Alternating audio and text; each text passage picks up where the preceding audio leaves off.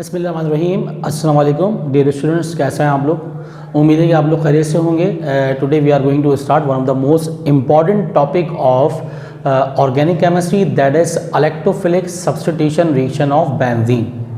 तो यहाँ पर electrophilic substitution reaction of benzene का सबसे पहले हम पढ़ेंगे जनरल रिएक्शन, और जनरल रिएक्शन में पढ़ेंगे उसका नेट रिएक्शन, देन उसका mechanism.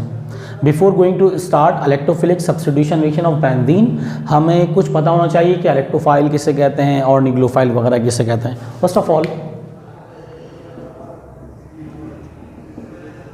Electrophile is a word that is derived from two words. Electrophile. Electro means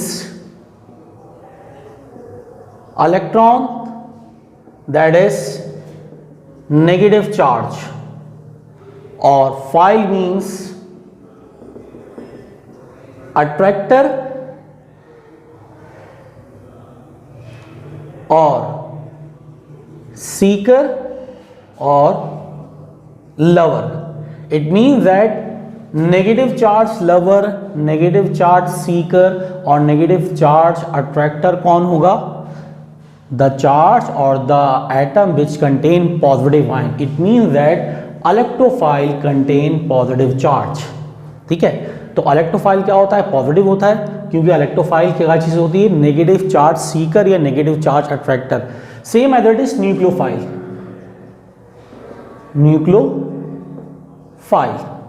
nucleophile भी हमारे पास दो वर्ड से ड्राइव किया गया है, न्यूक्लियो और file. Nucleo means nucleus, nucleus का मतलब न्यूक्लियस पे होता है पॉजिटिव चार्ज, और फाइल मीन्स अट्रैक्टर और लवर और सीकर। पॉजिटिव चार्ज कौन तलाश करेगा? पॉजिटिव चार्ज की चाहत कौन रखेगा? पॉजिटिव चार्ज को अट्रैक्ट कौन करेगा? Negative charge. It means that nucleophile contain negative charge. किसी भी कंपाउंड में हमारे पास दो आयंस होंगे, एक पॉजिटिव और जबकि दूसरा क्या होगा? नेगेटिव। इट मींस दैट जो पॉजिटिव होगा ये होगा हमारे पास इलेक्ट्रोफाइल, और जो नेगेटिव होगा ये क्या होगा? न्यूक्लियोफाइल। तो compound is a combination of electrophile and nucleophile. Electrophile negative charge seeker, contain positive charge, और nucleophile positive charge seeker, contain negative charge. Overall ये क्या होंगे? न्यूट्रल। ठीक है, उम्मीद है आपको इलेक्ट्रोफाइल और न्यूक्लियोफाइल समझ में आ गया होगा। Now we are going to move towards electrophilic substitution reaction of benzene. अब हम बेंजीन में सबसे पहले हम करने के लिए जा रहे हैं जर्नल इलेक्ट्रोफिलिक सब्स्टिट्यूशन रिएक्शन। तो यहां पर हेडिंग डालेंगे हम लोग जर्नल रिएक्शन, जर्नल रिएक्शन। असल में ये हमारे पास है बेंजीन रिंग। बेंजीन रिंग के 6 कॉर्नर होंगे, हर कॉर्नर पे एक कार्बन एक हाइड्रोजन होगा। The molecular formula of benzene SC6H6। Benzene में ये जो हाइड्रोजन होता है H पॉजिटिव, ये होता है हमारे पास वीक इलेक्ट्रोफाइल। ठीक है, तो सबसे पहले हम लोग जो जनरल रिएक्शन है इसका हम देखेंगे नेट रिएक्शन, और फिर इसके बाद चलेंगे इसके मैकेनिज्म की तरफ। तो वीक इलेक्ट्रोफाइल है, ये एक ऐसे कंपाउंड के साथ रिएक्ट करेगा जिसमें एक इलेक्ट्रोफाइल और दूसरा क्या होगा? न्यूक्लियोफाइल। और ये जो इलेक्ट्रोफाइल होगा ये होगा स्ट्रॉन्ग इलेक्ट्रोफाइल, स्ट्रॉन्ग इलेक्ट्रोफाइल होगा। इन the presence of catalyst, in the presence of catalyst, ये इलेक्ट्रोफाइल इस हाइड्रोजन को सब्स्टिट्यूट कर देगा। ये हाइड्रोजन मिलेगा इस कंपाउंड के साथ जो जनरेट कर रहा है स्ट्रॉन्ग इलेक्ट्रोफाइल। और फॉर एग्जांपल यहाँ पर नेगेटिव आयन कुछ भी हो सकता है, यहाँ पर हो सकता है हमारे पास NO3B, ClB, BrB, I भी, या फिर हमारे पास कोई भी ऐसा आयन जिस पे नेगेटिव चार्ज हो। तो ये बनेगा H पॉजिटिव और Nu नेगेटिव। और आखिर में जो बेंजीन रिंग है उसके ऊपर स्ट्रॉन्ग इलेक्ट्रोफाइल आ जाएगा ये कहलाएगा इलेक्ट्रोफिलिक सब्स्टिट्यूटेड प्रोडक्ट। ये बन गया इलेक्ट्रोफिलिक सब्स्टिट्यूटेड प्रोडक्ट। तो यहाँ पर इसके नेट केमिकल रिएक्शन में हमेशा एक ऐसा कंपाउंड जिसके पास स्ट्रॉन्ग इलेक्ट्रोफाइल होगा, वो स्ट्रॉन्ग इलेक्ट्रोफाइल रिएक्ट करेगा किसके साथ, बेंजीन रिंग में मौजूद वीक इलेक्ट्रोफाइल के साथ, दैट इज हाइड्रोजन। हाइड्रोजन को वो डिस्प्लेस करेगा in the presence of catalyst और बनाएगा electrophilic substituted product, electrophilic substituted product. ठीक है, तो यहां पर तो हमने जनरल रिएक्शन का नेट रिएक्शन कर लिया, लेकिन अकॉर्डिंग टू हेजर्स law each single step reaction consist of several step और इंडिविजुअल स्टेप्स रिएक्शन। तो इसके बाद हम लोग करने जा रहे हैं इसका मैकेनिज्म को किस तरह डिफाइन कर सकते हैं, the intermediate steps involve during chemical reaction is called mechanism. Now we are going to move towards mechanism of electrophilic substitution reaction of benzene और हम लोग पढ़ रहे हैं general reaction. In mechanism involve 4 steps. So we are going to move towards mechanism.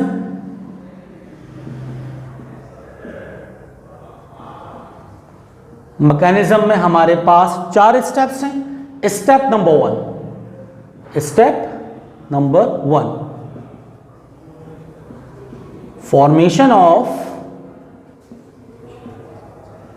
strong electrophile. Step number 1 is formation of strong electrophile.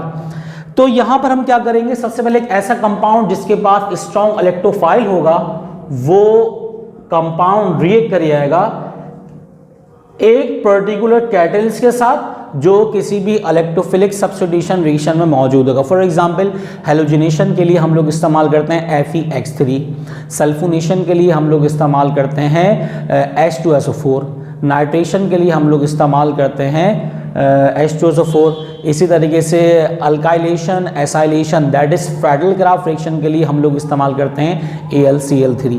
Now यहां पर catalyst जो है ये रिएक्ट कर जाएगा न्यूक्लियोफाइल के साथ और यहां बन जाएगा कैटलिस्ट और न्यूक्लियोफाइल, इस पूरे पे आ जाएगा नेगेटिव चार्ज और स्ट्रॉन्ग इलेक्ट्रोफाइल की जनरेशन हो जाएगी स्टेप नंबर 1 में। तो स्टेप नंबर 1 में just catalyst reacts with compound which contain strong electrophile, as a result strong electrophile will be generate while the remaining nucleophile attach with catalyst. ठीक है, जो catalyst होगा हम वो स्टेप नंबर 4 में रीजनरेट करेंगे।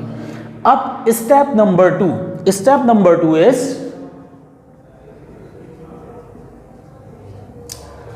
Attack of strong electrophile that is E positive on benzene ring to form. अब यहां पर एक आयन बनेगा, इसको हम कहेंगे सिग्मा कॉम्प्लेक्स और अरीनियम आयन और कार्बोकैटाइन। तो स्टेप नंबर 2 इज जो इलेक्ट्रोफाइल स्ट्रॉन्ग जनरेट हुआ है वो अटैक करेगा बेंजीन रिंग के ऊपर और एक आयन की फॉर्मेशन करेगा, उस आयन को हम कहेंगे सिग्मा कॉम्प्लेक्स, अरीनियम आयन और कार्बोकैटाइन। तो हम लोग यहां पर बेंजीन का एक स्ट्रक्चर ले लेते हैं, तो हमने ये स्ट्रक्चर लिया बेंजीन का।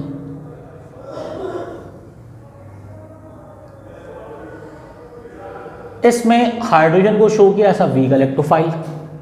ये जो स्ट्रॉन्ग इलेक्ट्रोफाइल है दैट इज E पॉजिटिव, ये क्या करेगा, ये direct hydrogen that is weak electrophile को सब्स्टिट्यूट नहीं करेगा, बल्कि ये बेंजीन रिंग में मौजूद डबल बॉन्ड को ब्रेक कर देगा। तो बेंजीन में हाइब्रिडाइजेशन होती है sp2, तो यहां पर जब डबल बॉन्ड ब्रेक हो जाएगा तो इस कार्बन की होगी हमारे पास 4 वैलेंसी। इस कार्बन की कितनी हमारे पास 4 वैलेंसी, तो ये हो जाएगा sp3 हाइब्रिडाइज्ड, ये हो जाएगा H पॉजिटिव, ये E पॉजिटिव और यहां पर कार्बन की एक वैलेंसी फ्री जिसको हम शो करेंगे पॉजिटिव से। अब ये जो आयन बना है इसको हम कहेंगे सिग्मा कॉम्प्लेक्स, कार्बोकैटाइन और एरिनियम आयन और हम ये भी जानते हैं कि डबल बॉन्ड की पोजीशन बेंजीन रिंग में फिक्स नहीं होती, ये डीलोकलाइज्ड पाई इलेक्ट्रॉन होते हैं in the state of vibration. तो इसके हम रेजोनेंस स्ट्रक्चर ड्रॉ कर सकते हैं किस तरीके से, ये फर्स्ट स्ट्रक्चर है, ये बिलोंग कर रहा है हमारे पास सेकेंड स्ट्रक्चर से, जस्ट पोजीशन हम चेंज कर देंगे किसकी भाई, sp3 हाइब्रिडाइज की। ये डबल बॉन्ड आगे की तरफ चला गया, ये E पॉजिटिव H पॉजिटिव आगे की तरफ मूव कर गया, ये पॉजिटिव आयन यहाँ आ गया, ये डबल बॉन्ड बन गया। ये हो गया सेकेंड स्ट्रक्चर। थर्ड स्ट्रक्चर एक और ड्रॉ कर सकते हैं, ये कॉन्ग्रेंट है किसके, ये कॉन्ग्रेंट है थर्ड स्ट्रक्चर के, दैट इज इसमें हमने हाफ रिंग बनाया पॉजिटिव। इसका मतलब कि एक कार्बन की वैलेंसी टेट्रावैलेंट है, sp3 हाइब्रिडाइज्ड है, और इस पे बना हुआ है H पॉजिटिव और E पॉजिटिव। अब ये जो तीन स्ट्रक्चर हैं इनको हम कहेंगे रेजोनेंस स्ट्रक्चर या resonance hybrid. Draw the resonance hybrid of arenium ion. तो हम ये तीन ड्रॉ कर सकते हैं, ये फर्स्ट स्ट्रक्चर, ये सेकंड और ये थर्ड। फाइनल में हमारी मर्जी हम कोई सा भी एक स्ट्रक्चर ड्रॉ कर दें, हम ये फर्स्ट स्ट्रक्चर ड्रॉ कर दें, हमारी मर्जी सेकंड कर दें, हमारी मर्जी लास्ट वाला ड्रॉ कर दें। तो स्टेप नंबर 2 क्या था, attack of strong electrophile on benzene ring to form sigma complex, carbocation और एरेनियम आइन। तो हमने यहां पर रेजोनेंस हाइब्रिड ड्रॉ कर दिए। Now step number 3, step number 3 is formation of product और लॉस ऑफ प्रोटॉन। तो हम पहले एक स्ट्रक्चर लिखेंगे, फॉर एग्जांपल हमने एक स्ट्रक्चर फर्स्ट कर लिया, ये स्ट्रक्चर ड्रॉ कर देंगे, ये स्ट्रक्चर हमने ड्रॉ कर दिए यहां पर, ठीक है। यहां पर पॉजिटिव आयन sp3 हाइब्रिडाइजेशन यहां पर आ गई, H पॉजिटिव और EU पॉजिटिव। अब स्टेप नंबर 3 में ये जो रेजोनेंस हाइब्रिड ड्रॉ किया है, इन दो आयंस के दरमियान, दोनों पॉजिटिव आयन है, H पॉजिटिव वीक इलेक्ट्रोफाइल है, E पॉजिटिव स्ट्रॉन्ग इलेक्ट्रोफाइल, इन दोनों में रिपल्जन स्टार्ट होगी।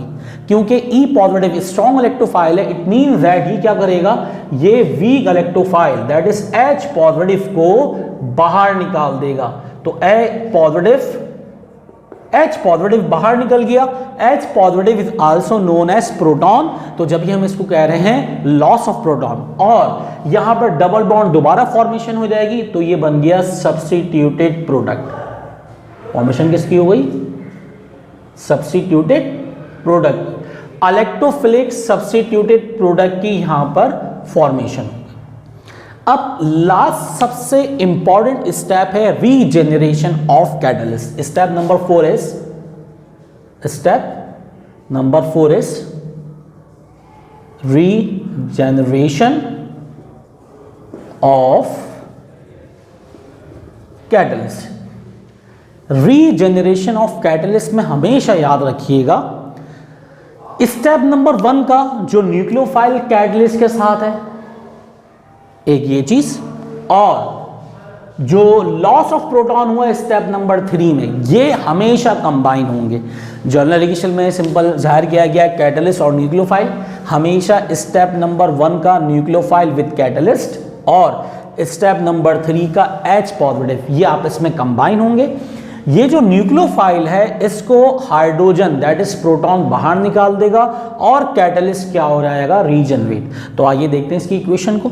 देखिए सबसे पहले लिखेंगे हम कैटलिस्ट और Ni, तो लिख दिया हमने कैटलिस्ट और न्यूक्लियोफाइल, पूरा नेगेटिव चार्ज है। इसके साथ रिएक्ट कर जाएगा लॉस ऑफ प्रोटॉन जो स्टेप नंबर 3 में था। हमेशा ऐसा होगा कि जो loss of proton H positive है ये रिएक्ट कर जाएगा कैटलिस्ट के साथ जो न्यूक्लियोफाइल अटैच हुआ उसके साथ।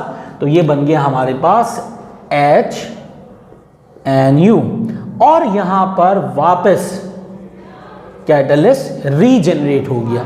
तो स्टेप नंबर 4 में हमारे पास कैटलिस्ट और न्यूक्लियोफाइल जो स्टेप नंबर 1 का था उसने रिएक्ट कर लिया किसके साथ, हाइड्रोजन के साथ दैट इज प्रोटॉन के साथ, और फॉर्मेशन कर ली HNU, साथ साथ रीजेनरेशन ऑफ कैटलिस्ट हो गई। तो तो हम लोगों ने यहाँ पर कंप्लीट कर लिया electrophilic substitution reaction of benzene का जर्नल रिएक्शन, और जिसका एक मैकेनिज्म पहले सबसे पहले था net reaction single step reaction था। Mechanism consist of 4 steps. Step number 1 formation of strong electrophile, step number 2 attack of strong electrophile on benzene ring to form sigma complex carbocation और arenium ion. Step number 3 is loss of proton and formation of product, and last step will be regeneration of catalyst. अब electrophilic substitution reaction बहुत सारे हैं। Number 1 is halogenation, जिसमें chlorination, bromination, iodination है। इसके बाद nitration है, देन सल्फोनेशन है, फिर फ्राइडल-क्राफ्ट रिएक्शन है।